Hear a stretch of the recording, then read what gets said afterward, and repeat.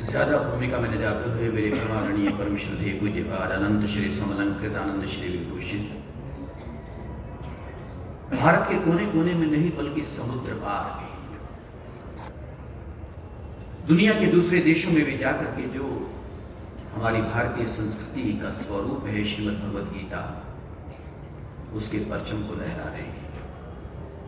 जन जन को जगाने वाले, उनका उद्धार करने वाले, कल्याण करने वाले, ये माना कि 5 सहस्त्र वर्ष से अधिक समय हो गया इसी कुरुक्षेत्र में भगवान श्री कृष्ण के मुखारविंद से वो अद्भुत ज्ञान निकला था, लेकिन उसके बाद उस ज्ञान को दिग्दिगंत तक पहुंचाने का अगर किसी ने काम किया है तो हमारे आदरणीय सम्माननीय पूजनीय हमारे साधु समाज के भी आप मूर्धन्य हैं। ऐसे गीता मनीषी, गीता को जिन्होंने अपने जीवन में पहले आत्मसात किया, फिर उसको जन जन तक पहुंचाया, सुनाम धन्य महामना महामंडलेश्वर महाराज श्री, आपके एहसानों को ये समाज जीवन में कभी भुला नहीं पाएगा। ये धराधाम हमेशा आपका ऋणी रहेगा, ऋणी कर्जवान रहेगा, कर्जदार रहेगा। इतना बड़ा उपकार आपने, मैं यूं कहूंगा कि मानव सृष्टि पर किया है। ये समाज कहलाते हैं स्वामी रामदेव जी, उनका कोई भी मंच हो तो महाराज जी आपके बगैर संचालित होता ही नहीं।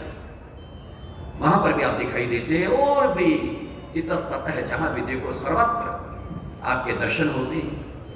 और आज कुरुक्षेत्र के इस पावन धरा प्रसिद्ध दिव्य सत्संग में, इस पावन स्थान पर आपके दर्शन करने का सौभाग्य मुझे भी प्राप्त हो रहा है। ऐसे हमारे आदरणीय सम्माननीय पूजनीय परम भागवी परम विद्वान महामना महामंडलेश्वर श्री स्वामी हरिचेतनानंद जी महाराज आपकी गरिमा में उपस्थिति है। और इधर जिनको अभी आपने सुना, हमारे परम आदरणीय परम श्रद्धेय, और इनको भी न जाने कितने वर्षों से मैंने बहुत करीब से देखा, और हमारी अखिल भारतीय संत समिति, उससे तो बहुत गहरा आपका नाता। आज 1 लाख से ज्यादा संत जिस संगठन में हैं और उसमें आपका महत्वपूर्ण एक स्थान है। और आपकी महाराज जी, मैंने गौशाला को देखा हरिद्वार में, कभी किसी को मौका लगे साहब, हरिद्वार से जब नजीबाबाद की तरफ जाते हैं, सैकड़ों एकड़ कह रहा हूं, सैकड़ों एकड़ जंगल बयाबान में और हजारों गौएं जब चरती हुई दिखाई देती हैं, खुली हुई, और वहां पर मैंने गौओं को दौड़ते हुए, भागते हुए, चरते हुए, रंभाते हुए, और साहब वहां पर क्या क्या व्यवस्था आपकी है, उनके गोबर की भी इतनी उपयोगिता आपके द्वारा वहां पर लगाई गई है। फैक्ट्री कहूंगा मैं तो, बल्कि जो वहां पर हो रहा है कार्य, उसको मैंने अपनी आंखों से देखा है।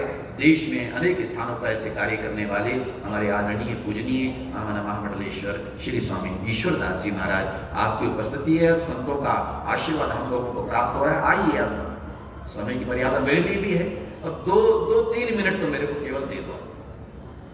इस 2-3 मिनट में निवेदन करना चाहता हूं। महाराज श्री के सानिध्य में अनेक वर्षों से, मैं लगभग कह सकता हूं कि 25-30 वर्ष इसी करनाल, अपने पड़ोस में करनाल में, देवलोक में, अपने साकेत में है पूज्य चरण श्री स्वामी जगत गुरु भी रहे हमारे स्वामी दिव्यानंद जी भानपुरा पीठ के। कभी 25 साल से ज्यादा समय हो गया उनकी भागवत कथा थी, और उसमें महाराज श्री के श्री चरणों में मुझे आने का अवसर मिला था। और वहां पर जब गीता का वो वाक्य मैंने लिया था, 25-28 साल हो गए, और वो 4 चीजें, मुख्य 4 चीजें गीता की, पत्रम पुष्पम फलम तोयम, उन 4 शब्दों की व्याख्या करने का अवसर मिला था कि हम अपने भगवान को चढ़ाएं तो पत्र कौन सा, पुष्प कौन सा, फल कौन सा, जल कौन सा। पत्रम पुष्पम फलम तोयम यो मे भक्त्या प्रयच्छति तद अहम भक्तो प्रथमश्नामि प्रयतात्मनः। भगवान से स्वीकार करते हैं, भक्ति भाव से ओतप्रोत होकर के जब मुझे कोई पत्र देता है, पुष्प देता है, फल देता है, जल देता है, जो सुलभ है, बहुत सुलभ है, कहीं भी प्राप्त हो सकते हैं, कहीं भी पत्ता मिल सकता है, फल भी मिल सकता है, जल भी मिल सकता है। पर वहां मैंने निवेदन किया था, 28 साल पहले की बात तो याद है, महाराज श्री के श्री चरणों में पत्र पत्र चढ़ाना है अगर प्रभु के चरणों में तो चढ़ाना। आप सब लोग भी, बड़ा प्रबुद्ध समाज यहां पर विद्यमान है। इस प्रबुद्ध समाज की उपस्थिति में कहना चाहता हूं, जो आपके माथे में लिखा है विधाता ने पत्र, इस पत्र को प्रभु के चरणों में अर्पित कर दो, ये कहते हुए प्रभु अगर ये पत्र ठीक है तो ठीक है, अगर ठीक नहीं है तो ठीक कर दीजिए। ये पत्र प्रभु के चरणों में अर्पित करो। पुष्प देना है, पुष्प में सुवास होती है, सुगंध होती है। जैसे महाराज श्री ने कहा कि आपके श्रेष्ठ कर्मों की सुगंध आपके जीवन में है। उन श्रेष्ठ कर्मों को करते हुए उस सुगंध को, उस सुगंधित पुष्प को मेरे परमात्मा के चरणारविंद में अर्पित करो। पत्रम पुष्पम फलम, फल, फल देना है तो मेरे भगवान स्वयं अपनी गीता में कहते हैं, मेरे प्यारे, अभी बच्ची भी बहुत प्यारा उद्बोधन दे के गई है, सकाम कर्म निष्काम कर्म। निष्काम कर्म को प्रभु बहुत अधिक पसंद करते हैं। अगर देना चाहता है तो अपने कर्मों का फल भी मुझे दे दे मुझे फल। क्या करना है तुझे अपने पास रख करके, फिर मैं तुझे लौटाऊंगा, मैं तुझे लौटा के दूंगा। रखूंगा बिल्कुल नहीं, रत्ती भर नहीं रखूंगा, प्याज समेत दूंगा, लेकिन एक बार मुझे अर्पित तो कर, मुझे दे तो सही। फिर देखना तेरा फल कितना सुफल सुंदर फल बन करके तेरे सामने आएगा। जन्म और जीवन धन्य हो जाएगा।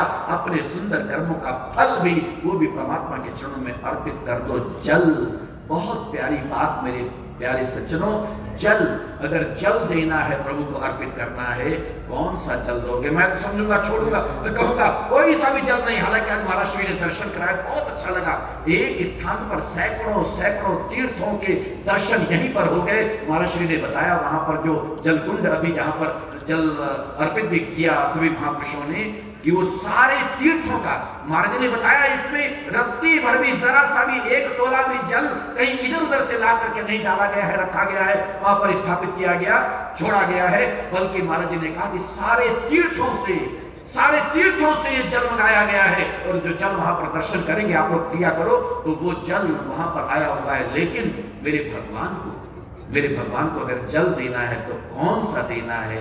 आज निवेदन विनम्रता पूर्वक करना चाहूंगा, वो जल अगर दो तो फिर ऐसा जल दे दो जिसको अभी तक जमाने की हवा तक नहीं लगी है, दुनिया की हवा तक नहीं लगी है। वो जल है आपके पास, वो आपकी आंखों में है, आपके नेत्रों में है। वो अश्रु बिंदु जो हैं, वो जल देना है, वो जल अर्पित कर दो। सच कहता हूं मैं, आपके नयन के दो बिंदु अगर मेरे परमात्मा के चरणों में अर्पित हो गए ना, उसके बाद देखना परमात्मा कितने निहाल होते हैं, कितने प्रसन्न होते हैं। कभी भावुक हो तो सही, भावुक हो जाओ, भावातीत होंगे जब, तो आपके नेत्रों से बहने वाला वो जल मेरे प्रभु स्वीकार करेंगे। मेरे परमात्मा कृपा करें, मंगलमय सुख में जीवन सबका बना रहे। हम अपने ठाकुर के चरणारविंद में उस गीता ज्ञान को आत्मसात करते हुए अपने जन्म और जीवन को धन्य बनाएं, और उसका सौभाग्य हमारे महाराज श्री के माध्यम से हमें प्राप्त हो रहा है। मैं ऐसी पावन पीठ को, पूज्य महाराज श्री को, इन संतों को प्रणाम करते हुए आप सबके सुंदर सुखद मंगलमय जीवन की कामना करते हुए इतना कह के लेता हूं विराम। जय श्री राम, जय श्री कृष्ण।